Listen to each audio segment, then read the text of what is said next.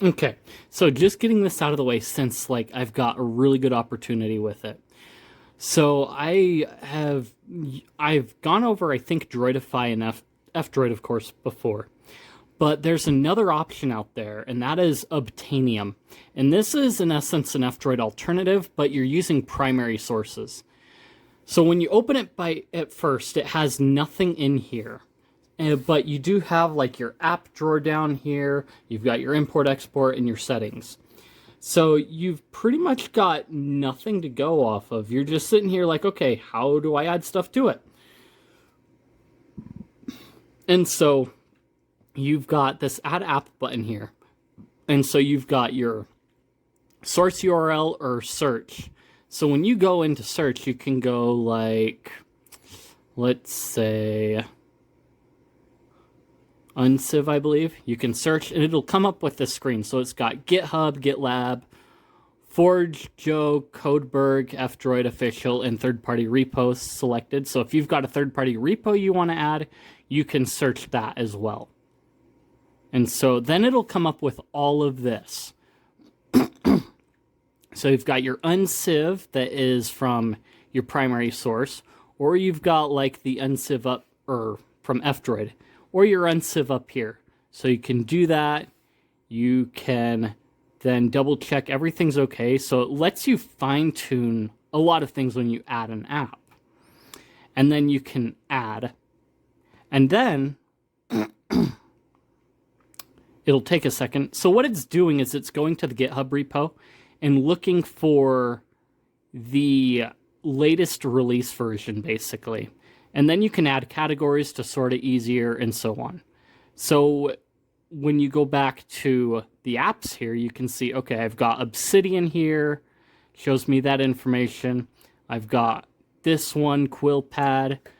I can go, and then you can see that we've got a couple updates we can install. So I've got the option to tap that and install the update. I've got to allow the source because I haven't installed from here before. And then I can update. I can go into unexpected keyboard here. Oop-a-doo-doo. And then I can tap update. So again, options lets you go through, check the options of the app. Editing the app allows you to edit the options inside of Obtanium. And then I can hit update. And there are some conflicts with it, but yeah. It does keep track of updates, as you can see. It goes off of the release page when it does that. So again, I can import from like Obtanium, a couple other sources and so on, GitHub start repos. And then here are basic settings that we've sort of gone over. But yeah, Obtanium is actually pretty simple.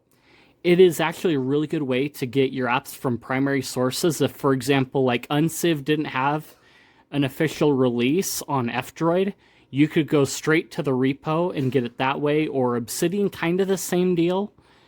So it's a pretty quick way to get your apps, just like F-Droid. Again, I can go in, tap that, or cancel. If I hold here, I can select these two. I could like pin the apps, I could download release assets and so on. I could categorize them and so on. I can sort them, filters, and things like that. So Obtanium is pretty cool. Oh, if I go to Droidify,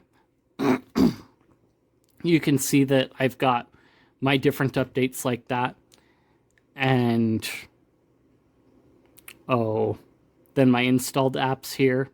So obviously, for the most part, you're going to see apps that you've only added to Obtanium in it.